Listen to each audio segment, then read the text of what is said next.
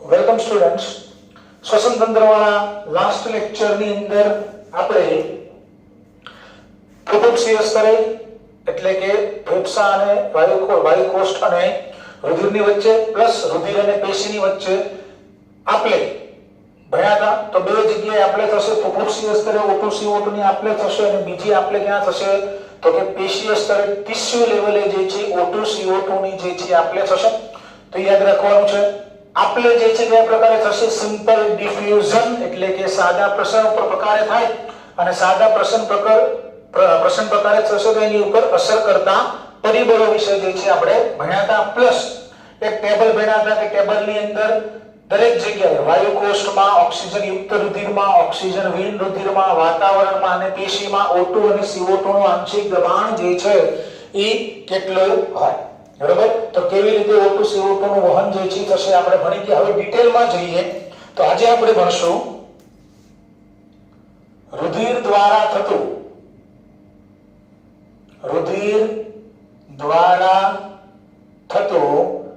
ઓક્સિજનનું વહન. રુધિર દ્વારા થતું ઓક્સિજનનું વહન કે કેવી રીતે ઓક્સિજન જે છે એ ફુફુક્ષીય સપાટીથી લઈને પેશીય સપાટી સુધી પહોંચે છે, પેશી સુધી કેવી રીતે ઓક્સિજન પહોંચે છે. તો રુધિર દ્વારા થતું O2 નું વહન તો 100% વહનમાંથી યાદ રાખવાનું છે 2 થી 3%, માત્ર 2 થી 3% ઓક્સિજનનું વહન જે છે એ રુધિર રસ દ્વારા થાય છે, પ્લાઝમા દ્વારા થાય છે. માત્ર 2 થી 3% O2 નું વહન રુધિર રસ એટલે કે પ્લાઝમા દ્વારા થાય છે. બાકી આપણે બધાને ખબર છે 99% સૌથી વધારે એટલે 99% O2 નું વહન કોના દ્વારા થાય છે તો કે RBCS એટલે કે RBC દ્વારા, રક્તકણો દ્વારા, એરિથ્રોસાઇટ રક્તકણો દ્વારા થાય છે. તો 100% O2 નું વહન માંથી માત્ર 2% અથવા તો 2 થી 3% ઓક્સિજનનું વહન જે છે પ્લાઝમા એટલે કે રુધિર રસ દ્વારા થશે. 99% ઓક્સિજનનું વહન જે છે કોના દ્વારા થાય છે? RBC અને રક્તકણ દ્વારા થાય છે. આની માટે કોણ જવાબદાર છે તો કે RBC દ્વારા 99.9% ઓક્સિજનનું વહન જે છે થાય છે. તો કોણ જવાબદાર છે તો કે આ પ્રકારના વહન માટે કોણ જવાબદાર છે તો કે આપણા રક્તકણની અંદર રહેલો રેસ્પિરેટરી પિગમેન્ટ, શ્વસન રંજક દ્રવ્ય, રેસ્પિરેટરી પિગમેન્ટ કોણ જવાબદાર છે તો કે હિમોગ્લોબિન જવાબદાર છે. કોણ જવાબદાર છે? શ્વસન રંજક દ્રવ્ય, રેસ્પિરેટરી પિગમેન્ટ, હિમોગ્લોબિન જે છે એ O2 અને CO2 ના ખાસ કરીને O2 ના વહન માટે 99% O2 નું વહન જે છે એ કોના દ્વારા થાય તો કે રક્તકણ દ્વારા થાય. આની માટે કોણ જવાબદાર છે? રેસ્પિરેટરી પિગમેન્ટ જે આપણા રક્તકણમાં હોય. શું નામ એનું? હિમોગ્લોબિન. તો થોડીક હિમોગ્લોબિન વિશે ચર્ચા કરી લઈએ. આઉટ ઓફ NCERT નું છે પણ નીટ માટે જે છે એ મહત્વનું છે. તો આપણે આગળ ભણી ગયા હિમોગ્લોબિન જે છે એ કેવું પ્રોટીન છે? Haemoglobin is a conjugated protein, સંયુગ્મી પ્રોટીન છે. હિમોગ્લોબિન જે છે સંયુગ્મી પ્રોટીન છે. હિમોગ્લોબિનમાં શું હોય તો આપણે ભણી ગયા 4 હિમ સમૂહ પ્લસ ગ્લોબિન પ્રોટીન શૃંખલા હશે. બરાબર? ગ્લોબિન પ્રોટીન શૃંખલા એમાં 2 આલ્ફા શૃંખલા હશે અને 2 બીટા શૃંખલા હશે. બરાબર? હિમોગ્લોબિન નું સ્ટ્રક્ચર આપણે ભણી ગયા છે આવું જૈવિક અણુવાળા ચેપ્ટર ની અંદર 2 આલ્ફા શૃંખલા, 2 બીટા શૃંખલા, 2 આલ્ફા શૃંખલા, 2 બીટા શૃંખલા અને 4 શું હશે? હિમ સમૂહ હશે. અને હિમોગ્લોબિન નું કેવું બંધારણ, પ્રોટીન નું કેવું બંધારણ કહેવાય હિમોગ્લોબિન તો કે ક્વાટરનરી સ્ટ્રક્ચર. બરોબર? ક્વાટરનરી સ્ટ્રક્ચર એટલે કે એનું ચતુર્થક બંધારણ છે. તો હિમોગ્લોબિન વિશે આપણે થોડું ભણી લઈએ. સંયુગ્મી પ્રોટીન છે, કોન્જ્યુગેટેડ પ્રોટીન છે. શું હશે? હિમ વત્તા ગ્લોબિન, હિમ પ્લસ ગ્લોબિન. તો ગ્લોબિન ની અંદર 2 શૃંખલા હશે, 2 આલ્ફા શૃંખલા, 2 બીટા શૃંખલા અને 4 શું હશે? હિમ સમૂહ હશે. અને ખાસ આ જે હિમ સમૂહ જે છે હિમ that is iron, him that is iron. તો આયર્ન કયા સ્વરૂપમાં હશે? હિમોગ્લોબિન અંદર ખાસ યાદ રાખવાનું છે Fe+2. કયા સ્વરૂપમાં હશે? Fe+2. હિમ સમૂહ જે છે ધેટ ઇઝ આયર્ન અને કયા સમૂહમાં હશે? Fe+2.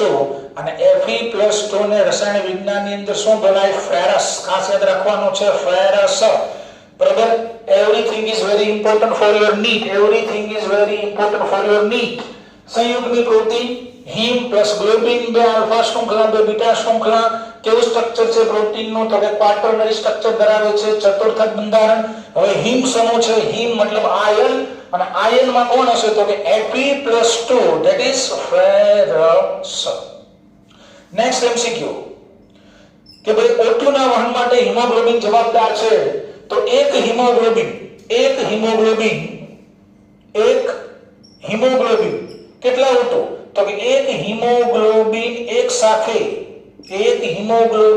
સાથે 4 ઓક્સિજનનું 4 O2 નું વહન કરવાની, એક હિમોગ્લોબિન એક સાથે 4 O2 નું વહન કરવાની ક્ષમતા ધરાવે છે. એમસીક્યુ માં યાદ રાખવાનું છે એક હિમોગ્લોબિન કેટલા O2? તો કે એક હિમોગ્લોબિન એક સાથે 4 ઓક્સિજનનું વહન કરવાની ક્ષમતા ધરાવે છે. નેક્સ્ટ એમસીક્યુ, દરેક વસ્તુ જે લખું છું એ તમારી નીટ માટે વેરી ઇમ્પોર્ટન્ટ છે. એક હિમોગ્લોબિન એક સાથે કેટલા O2 નું 4 O2 વહન કરવાની ક્ષમતા ધરાવે છે. નેક્સ્ટ 100 ml 100 ml ઓક્સિજન યુક્ત રુધિર હોય. 100 ml ઓક્સિજન યુક્ત રુધિર કેટલા ml O2 ધરાવે? 100 ml ઓક્સિજન યુક્ત રુધિર છે તો 100 ml ઓક્સિજન યુક્ત રુધિરમાં કેટલા ml O2 હોય? તો યાદ રાખવાનું છે 20.1 ml 20.1 ml O2 ધરાવે છે. 100 ml ઓક્સિજન યુક્ત રુધિર 20.1 ml O2 ધરાવે છે. બીજો એમસીક્યુ, 100 ml ઓક્સિજન યુક્ત રુધિર હોય તો એમાં કેટલા ગ્રામ હિમોગ્લોબિન હોય? તો 100 ml રુધિરની અંદર 15 ગ્રામ હિમોગ્લોબિન હોય. તો કેનો મતલબ થઈ ગયો? 100 ml ઓક્સિજન યુક્ત રુધિર એટલે કે 15 ગ્રામ હિમોગ્લોબિન કેટલા ml O2 નું વહન કરે? 20.1 ml O2 નું વહન કરે. તો આવો પ્રશ્ન તમને પરીક્ષામાં પૂછાય. 15 ગ્રામ હિમોગ્લોબિન 20.1 ml O2 નું વહન કરે તો 1 ગ્રામ હિમોગ્લોબિન કેટલા ml O2 નું વહન કરી શકે? 1 ગ્રામ હિમોગ્લોબિન યાદ રાખવાનું છે 1.34 ml O2 નું વહન કરે છે. 1 ગ્રામ હિમોગ્લોબિન 1.34 ml O2 નું વહન કરે છે. 100 ml ઓક્સિજન યુક્ત રુધિર 20.1 ml O2 ધરાવે. 100 ml ઓક્સિજન યુક્ત રુધિર 15 ગ્રામ હિમોગ્લોબિન, તો 15 ગ્રામ હિમોગ્લોબિન ની અંદર 20.1 ml O2, તો 1 ગ્રામ હિમોગ્લોબિન કેટલા ml O2 નું વહન કરશે? 1.34 ml O2 નું વહન કરવાની ક્ષમતા ધરાવે છે. એમસીક્યુ માટે, નીટ માટે, એનસીઆરટી ની લાઈન કે 100 ml ઓક્સિજન યુક્ત રુધિર, ધારો કે આ ઓક્સિજન યુક્ત રુધિર ફેફસા પાસે છે, વાયુ કોષની આજુબાજુ જે રુધિર જે છે 100 ml ઓક્સિજન યુક્ત રુધિર છે એમાંથી 20.1 ml O2 છે. તો હવે એનસીઆરટી લાઈન, બંને લાઈનનો ડિફરન્સ સમજજો. 100 ml ઓક્સિજન યુક્ત રુધિર 100 ml ઓક્સિજન યુક્ત રુધિર પેશી સુધી કેટલા ml O2 પહોંચાડે છે? 5 ml O2 જે છે પહોંચાડે છે. એટલે યાદ રાખવાનું છે વાયુ કોષ પાસેથી 100 ml ઓક્સિજન યુક્ત રુધિર નીકળે જેમાં 20.1 ml O2 હોય અને કલ આકૃતિ ભેણા દે કે અહીંયાથી 20. અહીંયાથી વાયુ કોષ પાસેથી 100 ml ઓક્સિજન યુક્ત રુધિર નીકળે જેમાં 20.1 ml O2 હોય તો પછી પેશી સુધી કેટલો O2 પહોંચાડશે? પેશી સુધી કેટલો O2 પહોંચાડશે? 5 ml. આ લાઈન એનસીઆરટી માં લખેલી છે. બરાબર. 100 ml ઓક્સિજન યુક્ત રુધિરમાં ઓક્સિજન કેટલો હોય? તો 20.1 ml O2 હોય, પણ 100 ml ઓક્સિજન યુક્ત રુધિર પેશી સુધી કેટલો O2 પહોંચાડશે? માત્ર 5 ml, ને બાકીનો O2 જે છે વળી પાછો ફરશે. બરાબર. તો આ એનસીઆરટી ની લાઈન છે, યાદ રાખવાની છે. 100 ml ઓક્સિજન યુક્ત રુધિર પેશી સુધી 5 ml O2 પહોંચાડે છે. નેક્સ્ટ એમસીક્યુ, હિમોગ્લોબિન રિલેટેડ ની આપણે પહેલા વાત કરીએ છીએ. Next MCQ, very important MCQ. કોઈ કારણોસર હિમોગ્લોબિનમાં રહેલા હિમોગ્લોબિનનું ઓક્સિડેશન થાય. કોઈ કારણોસર હિમોગ્લોબિનમાં રહેલા હિમ સમૂહનું, હિમોગ્લોબિનનું ઓક્સિડેશન એટલે કોનું ઓક્સિડેશન? તો કે હિમોગ્લોબિનમાં રહેલો હિમ સમૂહ. હિમ સમૂહમાં કયા સ્વરૂપે હોય? આયન. તો કે મેં તમને વાત કરી Fe+2, that is ferrous. તો હિમોગ્લોબિનમાં રહેલા હિમ સમૂહનું ઓક્સિડેશન થાય. ઓક્સિડેશન થાય એટલે કે આ જે ફેરસ જે છે એ શેમાં કન્વર્ટ થઈ જાય? Fe+2 કન્વર્ટેડ ઇન્ટુ Fe+3, જેને આપણે બોલશું ફેરિક. ફેરસમાંથી ફેરિક. જો હિમોગ્લોબિનમાં રહેલા હિમ સમૂહનું ઓક્સિડેશન થાય, ઓક્સિડેશન થઈ જાય એટલે કે હિમોગ્લોબિનમાં જે હિમ સમૂહ છે that is Fe+2 ferrous, if ferrous is converted to ferric, if Fe+2 ferrous નું ઓક્સિડેશન થઈને શું થઈ જાય? ફેરિક બની જાય, Fe+3 થઈ જાય, તો એ હિમોગ્લોબિન જે છે એ ફરી જશે અને આવા હિમોગ્લોબિન ને આપણે શું બોલશું? Fe+2 માંથી Fe+3 થઈ જાય, બરોબર છે? તો આવા હિમોગ્લોબિન ને બોલવામાં આવે છે methemoglobin. Methemoglobin, very important for your NEET. જ્યારે પ્રશ્ન આઉટ ઓફ NCERT માંથી પૂછાય છે એવો પ્રશ્ન છે. હિમ Fe+2 that is ferrous, ferrous converted to ferric, શું થશે? ઓક્સિડેશન થઈ જાય, હિમ સમૂહનું ઓક્સિડેશન થઈ જાય, Fe+2 ફેરિકમાં કન્વર્ટ થઈ જાય, તો હિમોગ્લોબિન શેમાં ફરી જશે? હિમોગ્લોબિન મેથ હિમોગ્લોબિન થઈ જશે. અને આ જે મેથ હિમોગ્લોબિન જે છે એ O2 નું વહન કરવાની, યાદ રાખજો, ઓક્સિજનનું વહન કરવાની ક્ષમતા ધરાવતો નથી. જો હિમોગ્લોબિનમાં રહેલા હિમ સમૂહ ફેરસનું ફેરિકમાં ઓક્સિડેશન થઈ જશે તો મેથ હિમોગ્લોબિન બની જશે અને આ મેથ હિમોગ્લોબિન ઓક્સિજનનું વહન કરવાની ક્ષમતા ધરાવતો નથી. અને આવું થાય ત્યારે એક રોગ થશે, ખાસ કરીને નાના બાળકોની અંદર. બરાબર? શું કામ થશે એ પણ તમને કહું છું. રોગ થશે, રોગનું નામ છે બ્લુ બેબી સિન્ડ્રોમ. યાદ રાખવાનું છે, બ્લુ બેબી સિન્ડ્રોમ. બરાબર? તો પરીક્ષામાં પૂછાશે મેથ હિમોગ્લોબિન હોય તો કયો રોગ થાય? તો answer is blue baby syndrome. શું કામ થશે? ફેરસ કન્વર્ટેડ ટુ ફેરિક, હિમોગ્લોબિનમાં રહેલા હિમ સમૂહનું ઓક્સિડેશન થશે, ફેરસ કન્વર્ટેડ ટુ ફેરિક, તો મેથ હિમોગ્લોબિન થશે. અને આવું નાના બાળકોમાં જોવા મળે. શું કામ થાય એની પણ આપણે વાત કરી લઈએ. તો NCERT માં જ્યારે આઉટ ઓફ NCERT નો પ્રશ્ન પૂછે તો આ પણ પૂછાઈ શકે છે. જ્યારે નાના બાળકો જે છે વધુ પડતું નાઇટ્રેટ યુક્ત પાણીની અંદર કોનું પ્રમાણ વધારે હોય? નાઇટ્રેટ. નાઇટ્રેટ યુક્ત પાણી, નાઇટ્રેટ મતલબ NO3-. તો જ્યારે નાના બાળકો જે છે વધારે પડતું પાણી પીવે છે, એમાં જો પાણીની અંદર નાઇટ્રેટનું પ્રમાણ વધારે હોય તો શું થશે? તો કે આ નાઇટ્રેટ બોડીમાં જશે અને બોડીમાં ગયા પછી નાઇટ્રેટ જે છે એ શેમાં કન્વર્ટ થાય છે? નાઇટ્રાઇટની અંદર, that is NO2-. નાઇટ્રેટ યુક્ત પાણી પીશે તો નાઇટ્રેટ નાઇટ્રાઇટમાં કન્વર્ટ થશે, NO3- કન્વર્ટેડ ટુ NO2-. અને આ NO2- જે છે એ શું કરશે? તો ઉપર પ્રોસેસ આપી કે હિમોગ્લોબિનમાં રહેલા હિમ સમૂહ જે ફેરસ જે છે એનું ઓક્સિડેશન કરીને એને Fe+3 એટલે કે કેમાં કન્વર્ટ કરશે? ફેરિકમાં કન્વર્ટ કરે અને જેના કારણે શું બની જશે? હિમોગ્લોબિન મેથ હિમોગ્લોબિનમાં ફેરવાય જઈને બાળકને બ્લુ બેબી સિન્ડ્રોમ થશે. Very important MCQ for your NEET. બરાબર? Very important MCQ for your NEET. આ જેટલા MCQ મેં તમને કીધા haemoglobin related are also very important.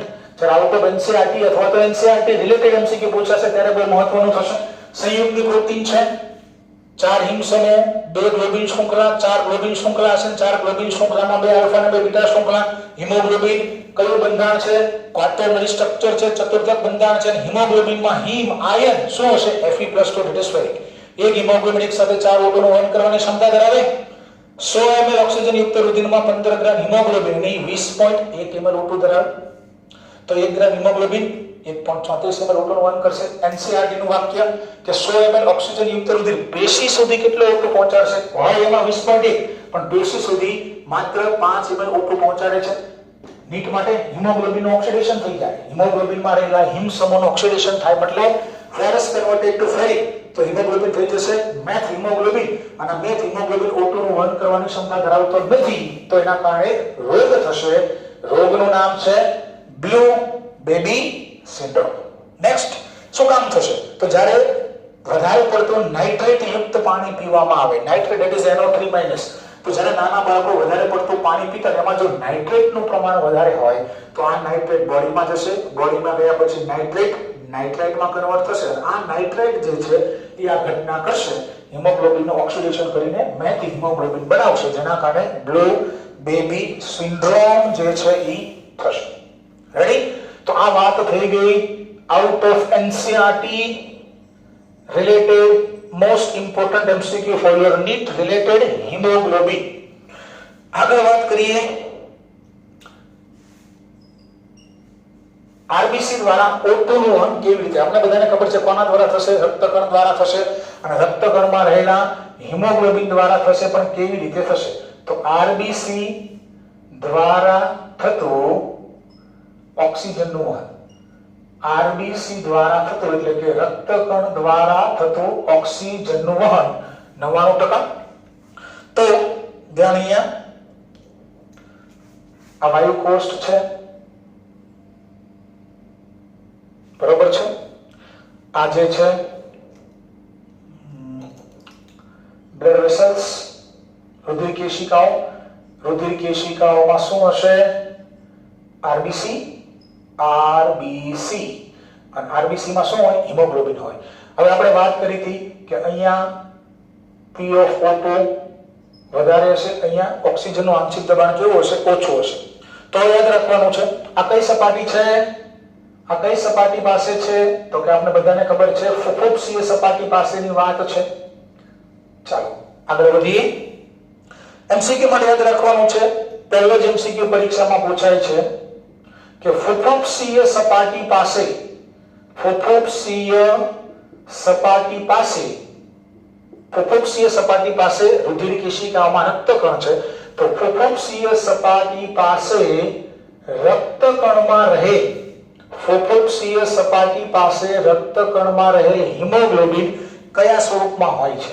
પહેલી જ લાઈન પૂછાય છે, ફુફુક્ષીય સપાટી પાસે રક્તકણમાં રહેલ હિમોગ્લોબિન કયા સ્વરૂપે હોય છે? તો યાદ રાખવાનું છે કયા સ્વરૂપમાં હોય છે? HHB. તો શું થશે? ફુફુક્ષીય સપાટી પાસે રક્તકણમાં રહેલા હિમોગ્લોબિનનું પ્રોટોનીકરણ થશે, બરાબર? હિમોગ્લોબિનનું પ્રોટોનીકરણ થશે, અને હિમોગ્લોબિનનું પ્રોટોનીકરણ થઈને શેમાં કન્વર્ટ થશે? HHB. HB + H એટલે પ્રોટોન, HHB જેને આપણે બોલશું હિમોગ્લોબિનિક એસિડ. શું બોલશું આપણે આને? હિમોગ્લોબિનિક એસિડ. તો યાદ રાખવાનું છે ફુફુક્ષીય સપાટી પાસે રક્તકણમાં રહેલો હિમોગ્લોબિન કયા સ્વરૂપમાં હશે? HHB. એટલે અહીંયા જે રક્તકણ જે છે એની અંદર હિમોગ્લોબિન પણ કયા સ્વરૂપમાં હોય? HHB. આ જે રક્તકણો જે છે એની અંદર હિમોગ્લોબિન કયા સ્વરૂપમાં હશે? HHB સ્વરૂપમાં હશે. હવે આગળ વધીએ. પહેલા MCQ ક્લિયર. રક્તકણમાં રહેલો હિમોગ્લોબિન કઈ સપાટી પાસે? ફુફુક્ષીય સપાટી પાસે, મતલબ વાયુ કોષની ફરતે અહીંયા જે રુધિર કેશિકાઓ જે છે એની અંદર જે RBC છે અને એની અંદર જે હિમોગ્લોબિન જે છે કયા સ્વરૂપમાં હોય? હિમોગ્લોબિનિક એસિડ. હવે શું થશે કે અહીંયા ઓક્સિજનનું આંશિક દબાણ વધુ છે, અંદર ઓક્સિજનનું આંશિક દબાણ ઓછું છે, એટલે આ O2 જે છે ક્યાં જશે? આમ જશે, પોતાના વધુ આંશિક દબાણથી ઓછા આંશિક દબાણ તરફ. અને શું થશે તો કે રક્તકણની અંદર દાખલ થયેલો O2, રક્તકણમાં હિમોગ્લોબિન કયા સ્વરૂપમાં છે? HHB. અને O2 આવશે તો O2 જે છે એ કોની સાથે પ્રક્રિયા કરશે? HHB. એટલે કે હિમોગ્લોબિન O2 અને O2 ક્યાં જશે? અંદર રક્તકણમાં આપણે જવા દઈએ તો રક્તકણમાં જશે, અને રક્તકણમાં હિમોગ્લોબિન કયા સ્વરૂપમાં છે? HHB. અને ઈ HHB હવે O2 સાથે પ્રક્રિયા કરીને શું બનાવશે? HHbO2. HHbO2 આને બોલવામાં આવે છે ઓક્સી હિમોગ્લોબિનિક એસિડ. ઓક્સી આગળ O2 લાગી ગયો એટલે ઓક્સી હિમોગ્લોબિનિક એસિડ.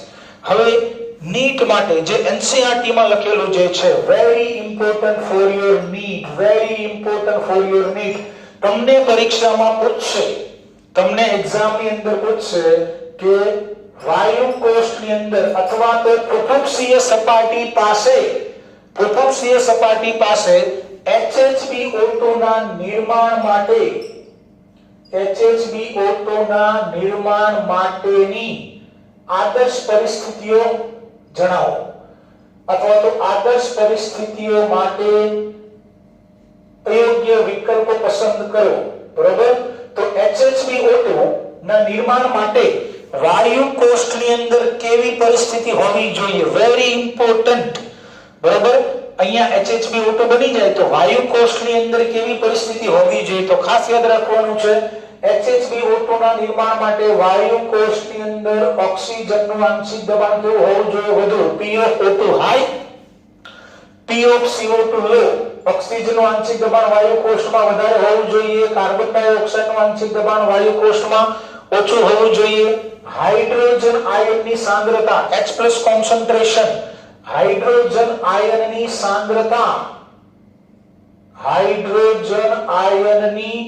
સાંદ્રતા વાયુ કોષની અંદર ઓછી હોવી જોઈએ. હવે હાઇડ્રોજન આયનની સાંદ્રતા ઓછી એટલે pH. તો હાઇડ્રોજન આયનની સાંદ્રતા ઓછી તો pH કેવી થશે? વધુ. બરોબર? એટલે ભૂલ ન કરતા, હાઇડ્રોજન આયનની સાંદ્રતા ઓછી એટલે pH કેવી હોવી જોઈએ? વધુ. બરોબર? ઊંધું ચત્તું થશે. અને એ જ રીતે તાપમાન, ટેમ્પરેચર, તાપમાન પણ કેવું હોવું જોઈએ? ઓછું હોવું જોઈએ. તો આટલી પરિસ્થિતિ તમારે એમસીક્યુ માટે યાદ રાખવાની છે કે HHbO2 ના નિર્માણ માટે પૃથુક્ષીય સપાટી પાસે અથવા તો વાયુ કોષની અંદર કેવી પરિસ્થિતિ હોવી જોઈએ? કેવી પરિસ્થિતિ હોવી જોઈએ? ઓક્સિજનનું આંશિક દબાણ અહીંયા વધુ હોવું જોઈએ, કાર્બન ડાયોક્સાઇડનું આંશિક દબાણ ઓછું હોવું જોઈએ, હાઇડ્રોજન આયનની સાંદ્રતા ઓછી, હાઇડ્રોજન આયનની સાંદ્રતા ઓછી એટલે pH વધારે હોવી જોઈએ અને તાપમાન ઓછું હોવું જોઈએ. તો આ જે કન્ડિશન જે છે અહીંયા હશે તો શું બનશે? HHbO2 નું નિર્માણ જે છે થશે. આગળ વધીએ. હવે શું થશે? તો આ જે HHbO2 જે છે એ શું કરશે? તો કે આ HHbO2 આગળ વધારીએ છીએ. HHbO2 જે રક્તકણમાં બની ગયો oxy haemoglobinic acid. This is out of NCERT and very important. HHbO2 રક્તકણમાં રહેલા પોટેશિયમ બાયકાર્બોનેટ KCO3. રક્તકણમાં ઓક્સી હિમોગ્લોબિનિક એસિડ છે, રક્તકણમાં પોટેશિયમ બાયકાર્બોનેટ પણ હશે. Potassium bicarbonate. તો આ જે HHbO2 જે છે એ પોટેશિયમ બાયકાર્બોનેટ સાથે પ્રક્રિયા કરીને બનાવશે KHbO2 plus H2CO3. KHbO2 એને આપણે બોલશું પોટેશિયમ કે આવી ગયો પોટેશિયમ હિમોગ્લોબિનિક એસિડ. પોટેશિયમ હિમોગ્લોબિનિક એસિડ અથવા તો પોટેશિયમ ઓક્સી હિમોગ્લોબિનિક એસિડ. અને H2CO3 ને આપણે શું બોલશું? કાર્બનિક એસિડ. H2CO3 that is કાર્બનિક એસિડ. તો શું થયું? ફરીવાર ઘટનાને ચેક કરી લઈએ. પૃથુક્ષીય સપાટી પાસે હિમોગ્લોબિન, રક્તકણમાં રહેલું હિમોગ્લોબિન કયા સ્વરૂપમાં હોય? HHb. હવે O2 આવશે, HHbO2 વાયુ કોષમાંથી રક્તકણમાં જશે અને રક્તકણમાં રહેલા HHbO2 સાથે જોડાશે અને બનાવશે HHbO2 ઓક્સી હિમોગ્લોબિનિક એસિડ. હવે ઓક્સી હિમોગ્લોબિનિક એસિડ બનવા માટેની આદર્શ પરિસ્થિતિ very important for your need. તો આ જે આદર્શ પરિસ્થિતિઓ જે તમને આપી છે કે વાયુ કોષની અંદર HHbO2 ઓક્સી હિમોગ્લોબિનિક એસિડના નિર્માણ માટે કેવી પરિસ્થિતિ હોવી જોઈએ? તો this is very important for your need. યાદ રાખવાનું છે. આગળ હવે HHbO2 રક્તકણમાં બની ગયો. હવે શું થશે? તો આ જે HHbO2 છે that is oxy haemoglobinic acid એ રક્તકણમાં રહેલા એક KCO3 સાથે પ્રક્રિયા કરશે, પોટેશિયમ બાયકાર્બોનેટ સાથે પ્રક્રિયા કરીને બનાવશે potassium ઓક્સી haemoglobinic acid it is KHbO2 અને કાર્બનિક એસિડ. તો હવે ઓક્સિજન રક્તકણમાં કયા સ્વરૂપમાં છે? KHbO2 ના સ્વરૂપમાં છે. ઓક્સિજન રક્તકણમાં કયા સ્વરૂપમાં છે? KHbO2. તો MCQ માટે મિત્રો ખાસ યાદ રાખવાનું છે, તમને જ્યારે પરીક્ષામાં એવું પૂછે કે 99.9% આપણને ખબર છે 99.9% 99% O2 નું વહન જે છે રક્તકણ દ્વારા થાય, તો કયા સ્વરૂપમાં થાય? તો રક્તકણ દ્વારા ઓક્સિજનનું વહન કયા સ્વરૂપમાં થાય છે? ખાસ યાદ રાખવાનું છે, રક્તકણ દ્વારા ઓક્સિજનનું વહન KHbO2 that is potassium oxyhemoglobinic acid સ્વરૂપે થાય છે. રક્તકણ દ્વારા ઓક્સિજનનું વહન KHbO2 સ્વરૂપે થાય છે. તો અહીંયાથી હવે કોણ ઉપર છે? અહીંયા જે રક્તકણ જે છે ફાઇનલી શું બની ગયું? KHbO2. હવે કાલનો ડાયાગ્રામ યાદ કરો કે અહીંયાથી KHbO2 વાળું રુધિર ઉપર છે, ફુફુક્ષીય શિરા દ્વારા ક્યાં જાય? ફુફુક્ષીય શિરા દ્વારા ક્યાં જશે? કાલનો ડાયાગ્રામ યાદ કરવાનો છે. ગઈકાલે આપણે ભણ્યા હતા કે ફુફુક્ષીય શિરા દ્વારા હવે આ KHbO2 ડાબા કર્ણકમાં જશે, ડાબા કર્ણકમાંથી ડાબા શેપકમાં જાય, ડાબા શેપકનું સંકોચન થાય એટલે ધમની મહાધમની દ્વારા આ KHbO2 ક્યાં પહોંચો? પેશી પાસે પહોંચશે. તો આજે ઘટના આપણે કઈ સપાટી પાસે ભણ્યા? આજે ઘટના કઈ સપાટી પાસે આપણે ભણ્યા? ફુફુક્ષીય સપાટી પાસે આ ઘટના થઈ. હવે KHbO2 ફરીવાર કહું છું, કાલનો ડાયાગ્રામ યાદ કરો. અહીંયાથી KHbO2 ઉપર છે, રક્તકણ લઈને ફુફુક્ષીય શિરા દ્વારા ડાબા કર્ણકમાં, ત્યાંથી ડાબા શેપકમાં અને ડાબા શેપકમાંથી ક્યાં પહોંચશે? રક્તકણ જેની અંદર KHbO2 છે ક્યાં પહોંચો? પેશી સુધી પહોંચશે, પેશીય સપાટી પાસે પહોંચશે. તો હવે પછીની ઘટના આપણે ક્યાં ભણીએ? પેશીય સપાટી પાસે શું થશે? પેશીય સપાટી પાસે શું થશે? તો પેશીય સપાટી પાસે દોડ નાખીએ આપણે કાલની આકૃતિ છે થોડી નીચેની. આ પેશી છે, પેશીની અંદર પેશીય સપાટી પાસે પહોંચશે અને પેશીય સપાટી પાસે પહોંચીને આ જે રક્તકણમાં રહેલો KHbO2 જે છે ને એ તૂટશે. રક્તકણમાં રહેલો પોટેશિયમ હિમોગ્લોબિનિક એસિડ તૂટે. શેની અંદર તૂટશે? K++ Hb+O2 અને આ O2 ક્યાં જશે?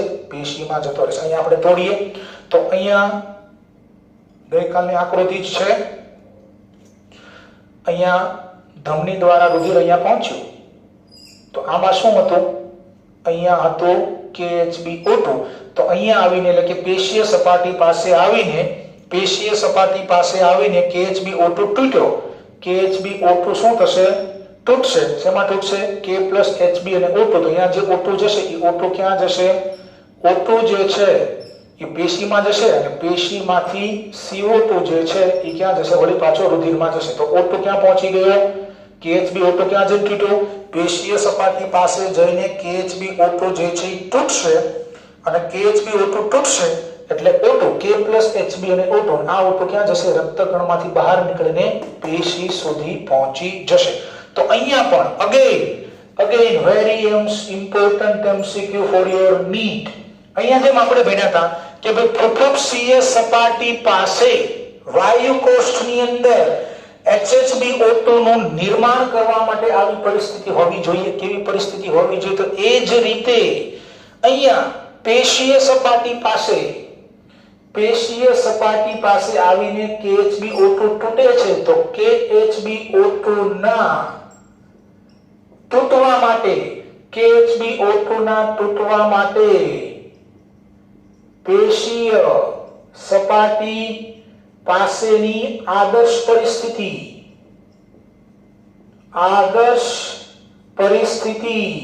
કેવી હોવી જોઈએ? પેશીય સપાટી પાસે આદર્શ પરિસ્થિતિ કેવી હોવી જોઈએ? તો આનાથી ઊંધી કે ભાઈ પેશીય સપાટી પાસે P of ઓક્સિજનનું આંશિક દબાણ ઓછું હોવું જોઈએ. પેશીની અંદર કેવી પરિસ્થિતિ હોવી જોઈએ? તો કે પેશીની અંદર ઓક્સિજનનું આંશિક દબાણ ઓછું હોવું જોઈએ. P of કાર્બન ડાયોક્સાઇડ વધારે હોવું જોઈએ. હાઇડ્રોજન આયનની સાંદ્રતા ઉપર કેવી હતી? ઓછી.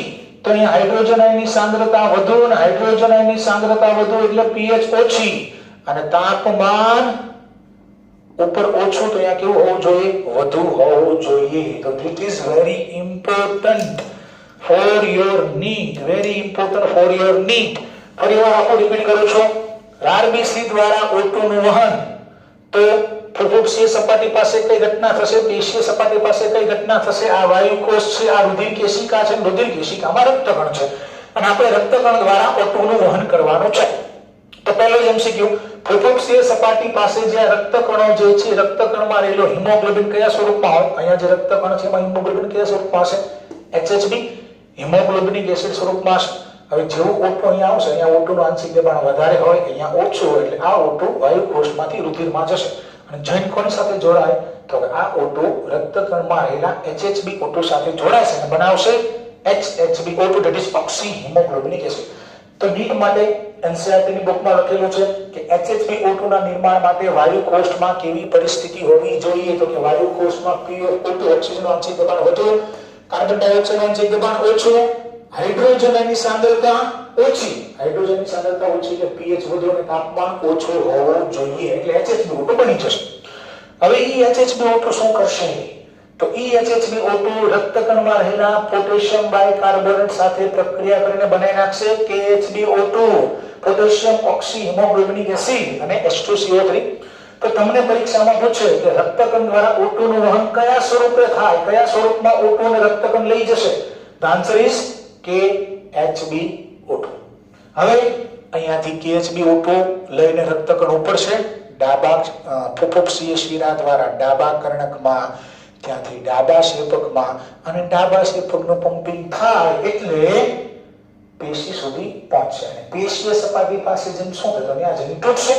તો પેશીય સપાટી પાસે જે KHB O2 તૂટે, K પ્લસ HB અને O2 અહીંયા આવીને તૂટશે એટલે O2 જશે આમ અને રિટર્નમાં CO2 જશે અંદર, બરોબર, રુધિરમાં.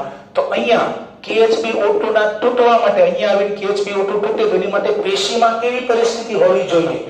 તો પેશીની અંદર આનાથી વિપરીત છે, ભાઈ જોઈ શકો છો. PfO2 ઓછું, PfCO2 વધુ, હાઇડ્રોજનની સાંદ્રતા ઓછી તો અહીંયા વધુ, તાપમાન અહીંયા ઓછું તો અહીંયા તાપમાન વધુ. તો તમે જોઈ શકો છો કે આપણે ઓક્સિજનને ક્યાં પહોંચાડી દીધો? ફેફસામાંથી આવેલા ઓક્સિજનને આપણે આપણા શરીરની દરેક ક્યાં સુધી પહોંચી દીધો? પેશી, પેશીના કોષો, બરોબર. તો આ રીતે ઓક્સિજનનું વહન વાયુકોષથી લઈને આપણા પેશીના દરેક કોષો સુધી KHB O2 સ્વરૂપમાં થાય છે. તો this lecture is very important for your NEET. અહીંયા lots of MCQs છે, બરાબર. હિમોગ્લોબિન, કોન્જુગેટેડ પ્રોટીન, હિમ, ગ્લોબિન, ચતુર્થક બંધારણ, આયર્ન, ફેરસ સ્વરૂપમાં હશે. એક હિમોગ્લોબિન 4 O2, 100 ml ઓક્સિજન યુક્ત રુધિરમાં 20.1 ml O2, 15 ગ્રામ હિમોગ્લોબિન હોય તો 1 ગ્રામમાં 1.34 ml O2 નું વહન કરે. અને NCERT નું વાક્ય કે 100 ml ઓક્સિજન યુક્ત રુધિર પેશી સુધી 5 ml O2 ને જે છે પહોંચાડે છે. નેક્સ્ટ એમસીક્યુ, જો કોઈ કારણોસર હિમોગ્લોબિન ઓક્સિડેશન થઈ જાય, ferrous converted to ferric, Fe+2 converted to Fe+3, then what happen? Then meth hemoglobin is produced. Meth hemoglobin is produced and meth hemoglobin are not capable to transport O2, मतलब कि O2 નું વહન કરવાની ક્ષમતા ધરાવતો નથી. અને આપણે શું બોલશું? meth hemoglobin O2 નું વહન નહીં થાય તો બ્લુ બેબી સિન્ડ્રોમ જેવી થશે. રીઝન શું છે? તો કે નાના બાળકો જ્યારે પાણી પીતા હોય અને જોઈ પાણીની અંદર નાઇટ્રેટનું કોન્સન્ટ્રેશન વધારે હશે તો આ નાઇટ્રેટ બોડીમાં જશે. Nitrate NO3- converted two NO2- nitrite, અને આ નાઇટ્રાઇટ હિમોગ્લોબિનમાં રહેલા હિમ સમૂહનું ઓક્સિડેશન કરી નાખે એટલે મેથ હિમોગ્લોબિન થઈ જાય એટલે બ્લુ બેબી સિન્ડ્રોમ જે છે એ થશે. તો દરેક વસ્તુ જે છે તમારે નીટ માટે MCQ માટે વ્યવસ્થિત રીતે યાદ રાખવાની છે. અને આ થઈ ગયું RBC દ્વારા ઓક્સિજનનું વહન, આ યાદ રાખવાનું છે. વાયુકોષમાં કેવી પરિસ્થિતિ હોવી જોઈએ, પેશી પાસે કેવી પરિસ્થિતિ હોવી જોઈએ, કયા સ્વરૂપમાં હોય HHB, અને રક્તકણ દ્વારા O2 નું વહન કયા સ્વરૂપમાં થાય? The answer is KHB O2, potassium ઓક્સી haemoglobinic acid. ચલો નેક્સ્ટ. તો આટલું આજે આપણે ભણ્યા. તો હવે નેક્સ્ટ લેક્ચર ની અંદર આપણે ડિટેલમાં ગ્રાફ આપેલો છે તમારી NCERT ની બુક ની અંદર, એક ઓક્સિજન વિમુક્તિ આલેખ, ઓક્સિજન ડિસોસિએશન કર્વ, ઈ પણ એમસીક્યુ માટે જે છે વેરી ઇમ્પોર્ટન્ટ છે, કારણ કે એનસીઆરટી ની અંદર બહુ શોર્ટમાં આપેલું છે. આપણે થોડું ડિટેલમાં ભણીશું, કારણ કે પરીક્ષામાં જ્યારે એમાંથી એમસીક્યુ પૂછાય છે ત્યારે આઉટ ઓફ એનસીઆરટી તો ના કહી શકાય, પણ એનસીઆરટી રિલેટેડ પ્રકારના એમસીક્યુ જેને આપણે કહીશું એ પ્રકારના એમસીક્યુ એમાંથી પૂછાય છે.